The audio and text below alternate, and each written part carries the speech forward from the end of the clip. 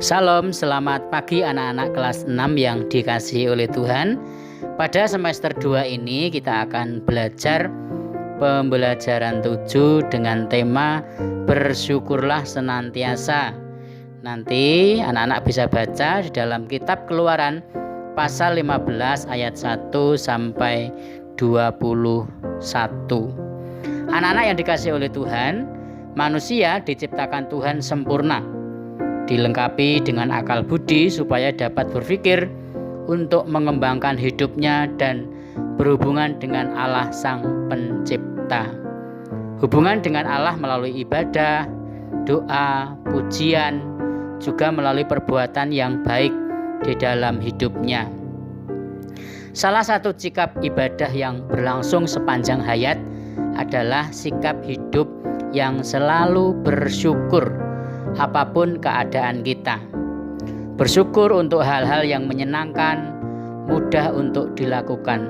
Tetapi bersyukur untuk hal-hal yang sulit dipahami, tidak mudah untuk dilakukan.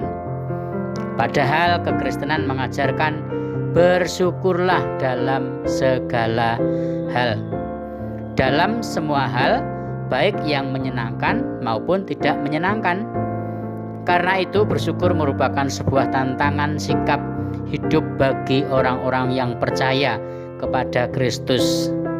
Sikap ini dapat dibangun dengan keyakinan bahwa Tuhan tidak pernah meninggalkan umatnya dalam keadaan apapun. Sikap bersyukur juga merupakan sebuah sikap yang positif. Dengan sikap ini, orang mampu melewati tantangan-tantangan yang sulit karena hati dan pikirannya tidak terkuras. Contoh dari sikap yang tidak bersyukur adalah mengeluh, selalu merasa tidak cukup, putus asa, iri hati atau dengki kepada orang lain. Dalam Keluaran 15 ayat 1 sampai 21 berisi nyanyian untuk merayakan kemenangan Allah di Laut Merah atau Laut Teberau atas kuasa-kuasa Mesir. Nyanyian ini merupakan pujian dan ucapan syukur kepada Allah atas keagungan, kekuatan, kesetiaan Allah kepada umatnya. Pembebasan dari Mesir melambangkan kemenangan umat Allah dari kejahatan bangsa Mesir. Kemenangan atas Mesir ini seperti mengambil kembali apa yang menjadi milik Allah, seperti penebusan atas kuasa dosa. Musa yang memimpin ribuan orang berjalan di padang gurun menuju tanah Kanaan. Tentu hal itu tidak mudah dan pasti banyak masalah yang harus dihadapi oleh Musa. Apalagi bangsa Israel adalah bangsa yang suka bersungut-sungut apabila menghadapi tantangan, hambatan maupun rintangan.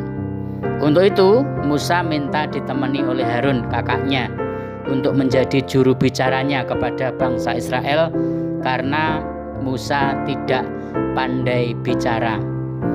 Kesulitan yang dihadapi Musa memuncak ketika ia bersama dengan umat Israel berusaha lari dari kejaran pasukan Mesir.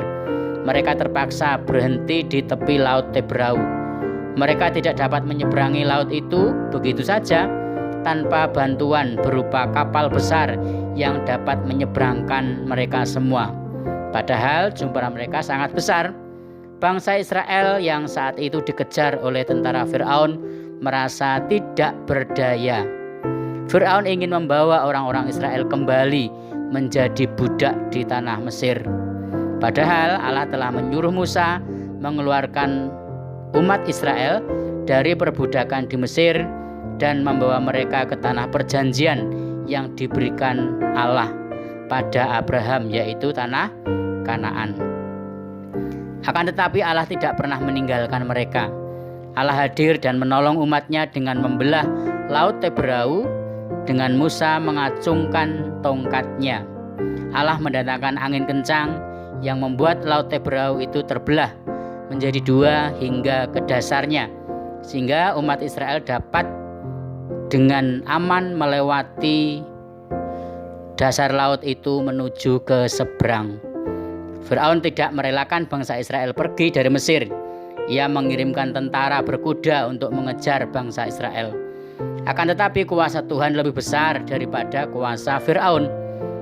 Tentara Firaun tenggelam di Laut Teberau bersama dengan kuda-kuda mereka. Dari kisah Musa di Laut Teberau, akhirnya Musa dan bangsa Israel bisa luput dari kejaran Firaun karena pertolongan Tuhan. Musa mengajak orang Israel untuk tidak lupa bersyukur atas pertolongan yang mereka terima dari Tuhan. Miriam, saudara perempuan Musa, pun mengajak umat Israel untuk menari bersama, memuji dan bersyukur kepada Allah yang telah melakukan perbuatan besar dan ajaib tersebut. Anak-anak yang dikasihi oleh Tuhan, sampai di sini untuk materi pembelajaran 7, bersyukurlah senantiasa, bagian pertama. Nanti minggu depan akan kita lanjut untuk pembelajaran 7 bagian kedua. Mari kita berdoa untuk mengakhiri pembelajaran kita hari ini. Tuhan Yesus, kami mengucap syukur kepada Tuhan karena Tuhan sudah memberkati dan menyertai pembelajaran kami yang singkat hari ini. Biarlah Roh-Mu yang kudus menolong kami untuk kami dapat mengerti, memahami apa yang menjadi firman Tuhan bagi kami hari ini. Ajar kami untuk senantiasa bersyukur melalui sikap hidup kami, apapun yang kami hadapi. Karena kami tahu Tuhan bahwa Tuhan Yesus tidak pernah meninggalkan kami. Tuhan selalu beserta dengan kami.